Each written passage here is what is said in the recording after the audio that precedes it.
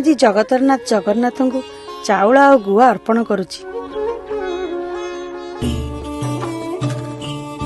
ମୁଁ ଶ୍ରୀମନ୍ଦିର ପରିକ୍ରମା ପ୍ରକଳ୍ପରେ ଭାଗିଦାର ହୋଇପାରିଛି। ମୋର ଜୀବନ ଧନ୍ୟ ହୋଇଗଲା।